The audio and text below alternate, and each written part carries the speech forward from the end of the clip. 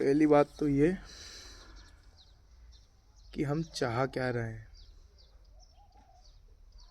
तो भैया जियो और जीने दो, रहो और रहने दो। और जाने अनजाने ये हर कोई चाहता है, पर हमारी ज़रूरत, हमारी चाहत और हमारे काम बिल्कुल विपरीत होते हैं। हम कहते हैं कि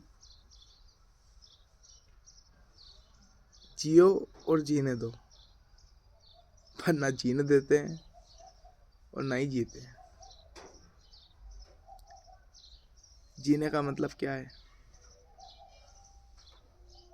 ये जीना थोड़ी ना है। ये काय का जीना है? जीना तो वो जीना है जहाँ शाश्वतता, जहाँ ऐसा नहीं हो कि इस समय इकाई पर कुछ हो और इस समय इकाई पर कुछ नहीं हो। और पता है दुनिया की सबसे बड़ी शाश्वतता क्या है? दुनिया की ही नहीं, हर ब्रह्मांड की, हर आकार की और आकार रेखता की भी अनित्यता, परिवर्तन। और परिवर्तन से बड़ा, उससे ज़्यादा शाश्वत और कुछ भी नहीं है। अब यहाँ पर ये जो तथ्य है, ये जो सिद्धांत है, ये भी जितना परिवर्तित नहीं दिख रहा, उतना का उतना परिवर्तित भी है। यानी कि अपरिवर्तन भी उतनी की उतनी हकीकत है जितना कि परिवर्तन है। अब क्या परिवर्तित के अंतर्गत है, दायरे में है, सीमित है, और क्या असीमित है, क्या अपरिवर्तनशील है? तो जो ना कभी परिवर्तित हुआ, ना ही उसमें परिवर्तन हो रहा है, और ना ही कभी हो सकता है, वो ऐसा है जो कि परिवर्तित और अपरिवर्तित दोनों उसके हिस्से हैं। वो पूर्ण है, और ना केवल पूर्ण है बल्कि वो देखा जाए तो शुरुआत करने वाला भी है। जो पूर्णता है, जो पूर्ण है, उसका अस्तित्व की पूर्ति है, उसकी शुरुआत भी करने वाला है। और शुरुआत करने के साथ साथ में उसको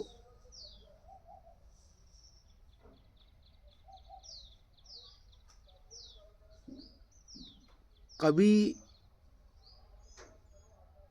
शुरू करने की, जिस सिलसिले के अंतर्गत वो है, जिस चले के चलन के अधीन वो है, उसको शुरुआत करने वाला कहा ही नहीं जा सकता।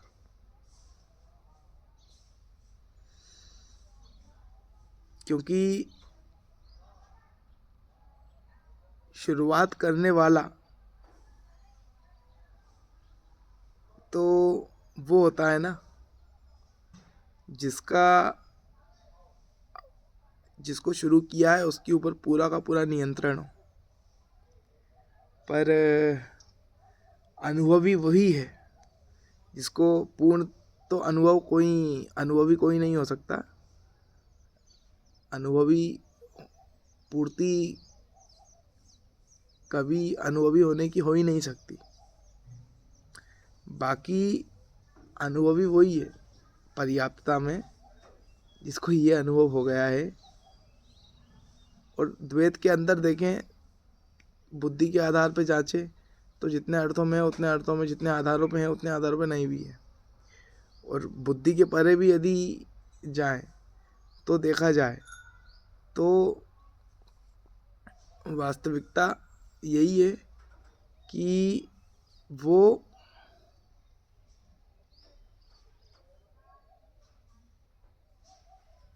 भूल गया क्या बोल रहा था, पर उसको भूलना ऐसे ही असंभव है जैसे कि अभी हाल इस समय इकाई और पिछली समय इकाई की कड़ी का टूटना। टूटने और जुड़ने में कोई अंतर नहीं है, कोई भेद नहीं है, कोई दोगलाई नहीं है, कोई द्वैत नहीं है। वो अद्वैत है, वो इकलौता है। और उसका फिर आ गया लिंक, कड़ी जो थी वो फिर पकड़ में आ गई।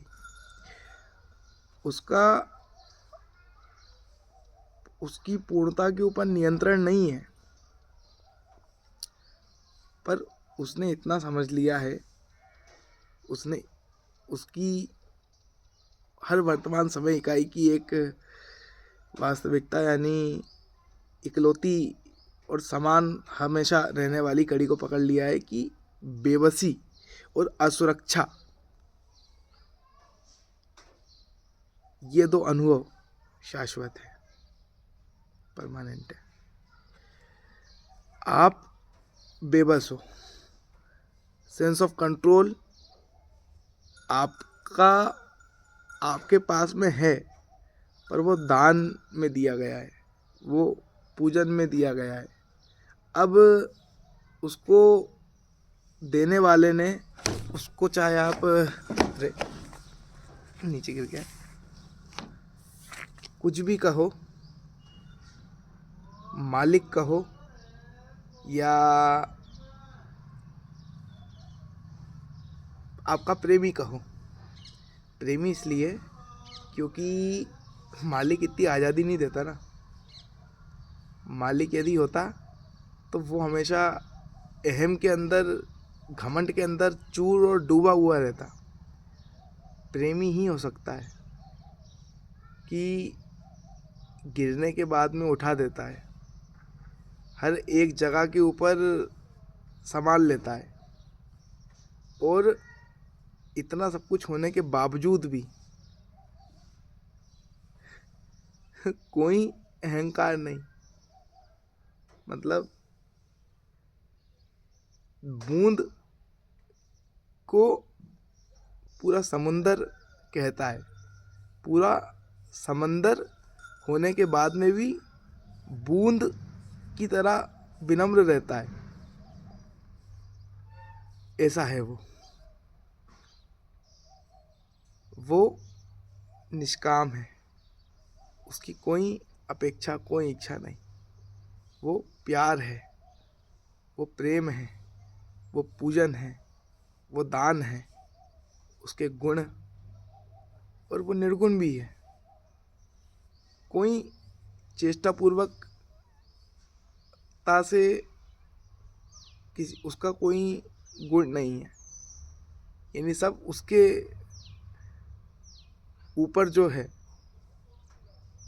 सामर्थ्य में उसका दिया हुआ है, और उसके ऊपर जो सामर्थ्य में है उसको उसके ऊपर वाले का दिया हुआ है। तो अहंकार है, निर्विकार है,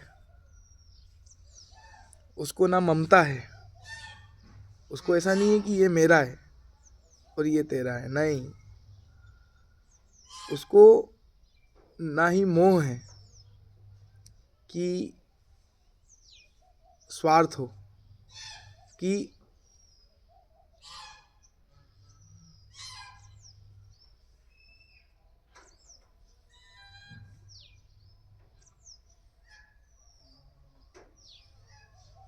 ये मेरा है केवल। बाकी मेरा जो संकुचित मान्य हिस्सा है, उसके अलावा ये उसका खुद का भी नहीं है। यानी जो दूसरा संकुचित हिस्सा है उसका भी नहीं है। यानी ना उसको मोह है, ना उसको ममता है, और ना ही उसको अहम का आकार है। और मोह रहित, ममता रहित, अहम रहित होने के बाद में भी सब उसकी जिम्मेदारी है। सब उसके जिम्मेदारी है। इसकी गवाही उसका हर एक किया हुआ सफलता का नाम लिया हुआ, जिसको हम सफलतापूर्वक देख पा रहे हैं, घटा हुआ काम है। किसी का भी परिचय प्राप्त करने के दो सटीक आधार होते हैं ना, एक तो उसका कर्म और दूसरा कि कर्म के अलावा और क्या हो सकता है, दूसरा भी उसका कर्म। ऐसा कर्म जो सफलतापूर्वक आकार में आ जाए, यानी कि वो सर्वसमर्थ है, और सफलता ही जो है वो उसका परिचय है। उदाहरण के लिए यदि उसकी रज़ा, उसकी इच्छा, उसकी मर्ज़ी, उसकी कामना, उसकी अपेक्षा जाननी है, तो ऐसी कोई अपेक्षा जो नहीं है, जो अधूरी हो, वो उसकी अपेक्षा है। ऐसा है वो।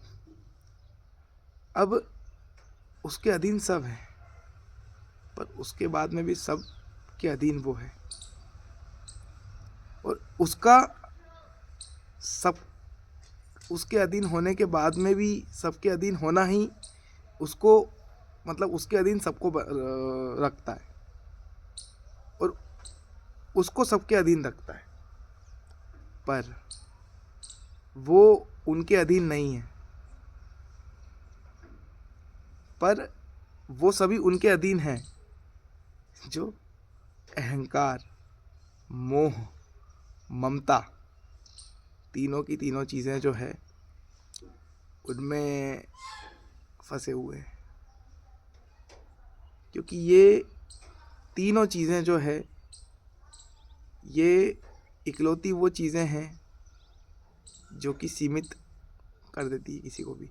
यानी कि यदि खून यदि चाहे, एक हिस्सा, एक अंग चाहे कि मुझे पूरे शरीर को सपोर्ट नहीं करना है, मैं बड़ा, और मेरे पास में रहता है खून के पास में सभी देते हैं कहने को, पर बाकी वो खून ने मान लिया जो सामने आया उसको, कि बोले मेरे पास में तो जिसको बोलते हैं तरलता का एहसास रहता है, तो तरलता मेरी, बाकी जो सब ठोस है ना, उनको तो मैं इसको बोलते हैं कि बिल्कुल अपना कतरा भी नहीं दूंगा, यानी कि धमनियों में नहीं बहूँगा, या दूसरी जहाँ पर भी जिसको कहते हैं कि ठोसता आएगी वहाँ नहीं जाऊँगा। खून यदि कह दे तो ना शरीर रहेगा, ना खून रहेगा, और पूरा तंत्र, पूरा सिस्टम ही नहीं रहेगा, तो फिर कोई क्या उखाड़ लेगा। ना स्वार्थ पूरा होगा, ना परोपकार होगा, और ना परमार्थ होगा। और परोपकार भी परमार्थ की प्रेरणा से जो होता है वो ही सार्थक है, और तभी सार्थक है। नहीं तो परोपकार यदि हम करें और उसके पीछे का विवेक प्राप्त ज्ञान, विज्ञान हमको ज्ञात नहीं है, प्राप्त नहीं है, तो वो भी स्वार्थ है। जिस प्रकार स्वार्थ है वैसे ही परोपकार है, बस तरीका बदल गया है, लक्ष्य तो वही है। तो स्वार्थ के अंदर हम खुद के प्रति लापरवाह रहते हैं, खुद के प्रति सजग नहीं रहते हैं, और परोपकार के अंदर हम खुद के प्रति, मतलब स्वार्थ के अंदर हम खुद के प्रति सजग रहते हैं और दूसरों के प्रति सजग नहीं रहते, और परोपकार के अंदर हम खुद के प्रति सजग नहीं रहते और दूसरों के प्रति सजग रहते हैं। यदि हम खुद को मैं मानते हैं तो हिस्सा संकुचित मानते हैं, हम यदि मानते हैं खुद को हम, तो हमारे लिए तो परमार्थ भी परोपकार है और स्वार्थ भी परोपकार है, यानी कि सब हमारा ही है, यानी कि सब में ही है।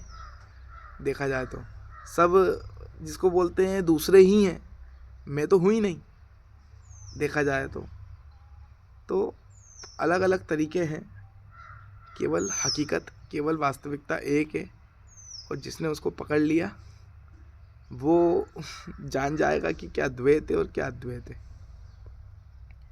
और जान जाएगा इसका मतलब है कि पहचान जाएगा। जान तो पहले से ही रहा है, अब पहचान रहा है, तो पहचानने के फलस्वरूप पूरा का पूरा तामझाम उसका चल रहा है। और मुद्दे पे आते हैं कि उसके नियंत्रण में कुछ भी नहीं है, पर फिर भी सब कुछ उसके नियंत्रण में है। और यहाँ पर 4 चीज़ें ध्यान रखनी ज़रूरी है। पहली चीज़ क्या, कि अहम का आकार नहीं होना चाहिए। दूसरी चीज़ क्या, मोह नहीं होना चाहिए। तीसरी चीज़ क्या, ममता नहीं होनी चाहिए। और चौथी चीज़ क्या है, अहम का आकार नहीं हो, मोह नहीं हो, ममता नहीं हो। अहम का आकार क्या है कि मैं हूँ के अंदर केवल होने का एहसास की जगह पे मैं और तू, ऐसा यानी हम, मतलब समान अनुभूति जो है, सहानुभूति जो है वो रहनी चाहिए, जिससे हम, जैसे सामने वाला मैं महसूस कर रहा हूँ वैसे सामने वाला महसूस कर रहा है, तो मैं और तुम नहीं है, हम हैं। पहले तो ये, यानी कि अहम नहीं होना चाहिए, अहंकार नहीं होना चाहिए, मतलब अहम का आकार अनंत होना चाहिए और केवल और केवल होने के ऊपर आधारित होना चाहिए। और दूसरा, मोह नहीं होना चाहिए, यानी कि पहली बात तो अहम नहीं होगा तो मोह अपने आप नहीं होगा।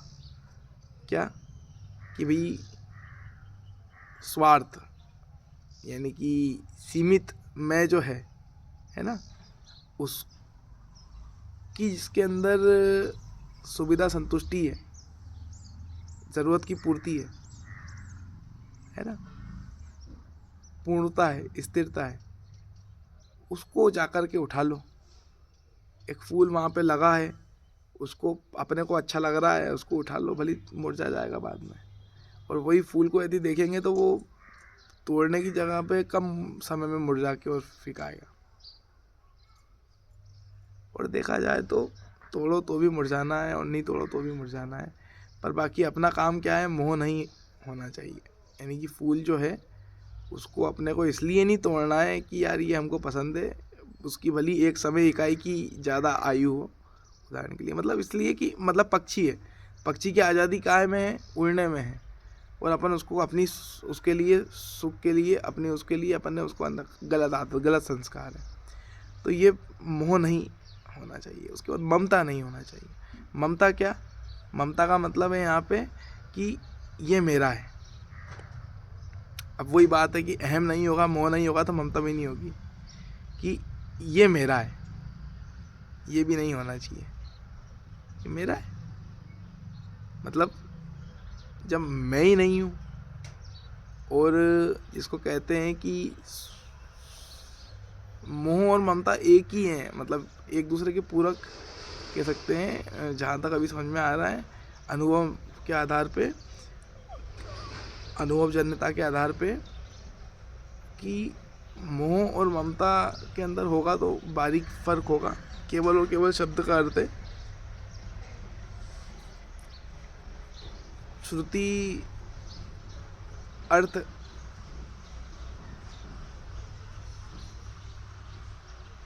भिन्न शब्द हैं कुल मिलाकर के, तो इसको हटा करके और कुल मिलाकर के ये मोह ममता नहीं होना चाहिए। और तीसरी चीज़ है या चौथी चीज़ जिसको बोल लो, जो मानो आप सुविधा अनुसार, कि उसके बाद में कोई मेरा नहीं है, मैं भी किसी का नहीं हूँ। हकीकत के आधार पर मैं भी किसी का नहीं हूँ, क्योंकि शाश्वतता यदि देखी जाए तो, अरे कोई आ गया।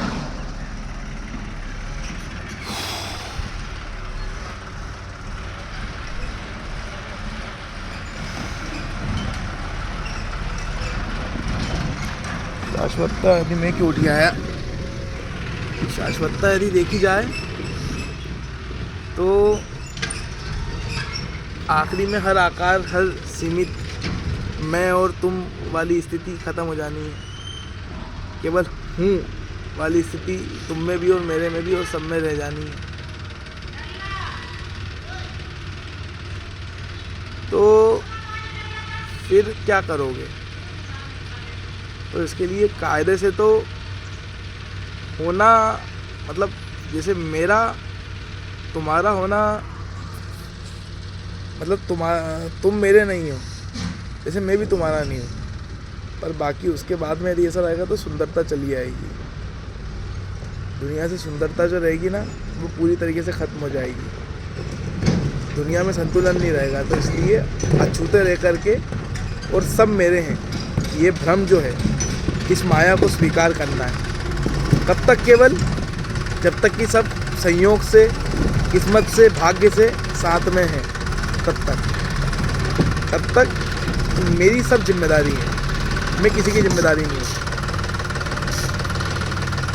जितना मेरा बस चलेगा, जितनी मेरे पास सुरक्षा बनेगी, जब बस चलेगा तब मैं दूसरों की ज़रूरतों को, ऐसी ज़रूरतों को जो कि उनको हमेशा हमेशा का सुख दे, पूरी करूँगा।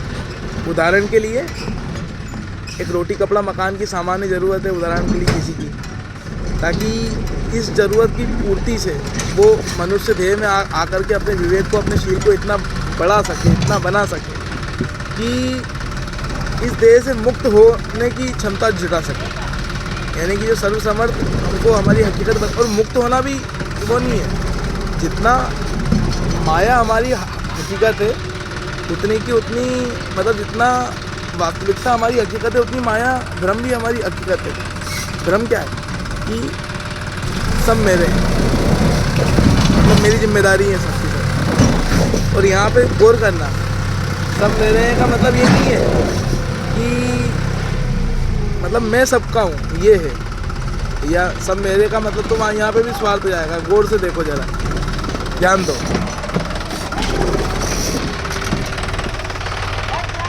लोगों सब मेरे हैं का मतलब ये निकाल लेते हैं कि भाई मतलब मैं सबकी जिम्मेदारी हूँ। मैं किसी की जिम्मेदारी नहीं हूँ। सबका बस चलेगा, जरा सी नज़र हटी कि दुर्घटना घटी, सब खाने को दौड़ेंगे। इसमें कोई आश्चर्य की बात नहीं, पर सब खाने को दौड़ेंगे, उसके बाद में भी सब मेरी जिम्मेदारी है, सब मेरी जवाबदारी है। तो अपने सामर्थ्य से इतना बस इसके लिए अपने को इकट्ठा करना है, सेंस ऑफ कंट्रोल इसलिए जुटाना है ताकि हम जो है, जो आगे से हमको व्यवस्था बस दे रही है, बेबसी हमारी इतनी सी भी जो मतलब नहीं रह रही है ना, असुरक्षा हमारी इतनी सी भी नहीं रह रही है। असुरक्षा किससे? अस्पष्टता से, असुविधा से, अज्ञान से, अविद्या से। तो बस उसी की देन है। तो हम माध्यम भी नहीं है कायदे से, हमारा बस इतना भी नहीं कि हम चेष्टापूर्वक माध्यम भी हो जाए उसके, पर वो उसके संयोग में आ सके। तो एक जो उसने जितना बस दिया है, हमको दान दिया है, हमारे पे एहसान किया है, हमारे ऊपर उपकार किया है, तो निष्काम दिया है उसने। जो दिया है कर्मों की भाषा में उसको वैसा का वैसा ही लौटाओ, निष्काम दो। और ज्ञान विज्ञान का अनुशीलन, पूजन, प्रचार प्रसार एक ब्राह्मण का काम है। जो जहाँ पे पैदा हुए हो उसको ही एकाग्रता और स्थिरता की गुणवत्ता और मात्रा निवेश करके सबसे अधिक वहाँ पर, क्योंकि आपकी आनुवांशिकता है, जेनेटिक्स है, मतलब एंथ्रोपोलॉजी है, और संचित कर्म भी हैं जो आपकी चेतना में, आपकी सजगता में पहले से आए हुए हैं। आपके मन के कर्म भी हैं, काम भी हैं। कुल मिलाकर के उद्देश्य के साथ साथ में सूक्ष्म कारण, दोनों की दोनों शरीर और उनसे परे हकीकत, सब पूरी व्यवस्था है। यानी कि हमारी बेबसी होने के बाद में भी पूरा का पूरा बस दिया हुआ है। पर ये बस जो है वो दान में दिया है, वो प्यार में दिया है, वो पूजन अयोग्य होने के बाद में भी सामने वाले ने हमारी किया है। तो हमारे सामने जो आ रहा है उनकी भी हमको पूजन करना है। ऐसा नहीं अहम आसमी, मैं ही हूँ, तत्वमसि, तू भी वही है। मतलब ये बोलना ही नहीं है, बल्कि हर किसी के अंदर, हर आकार के अंदर, आकारिकता के अंदर एक समर्पण, एक दासत्व का भाव कि मेहरबानी, कि सौभाग्य हमारा। मतलब कहीं का व्यक्ति यदि बोलते ना कि मुँह की मक्खी भी नहीं उड़ रही है जिसकी, तो उसके प्रति भी कृतज्ञता, क्योंकि उसके ऊपर भी प्रभाव जो है, संयोग जो है उसका आ रहा है जो ऊपर है। और यदि हम ऐसा कर लेते हैं तो हम वही हैं, क्योंकि हम पूर्णता और पूर्ति दोनों का ध्यान रखने से पर्याप्तता जो हमको प्रभावित कर रहा है,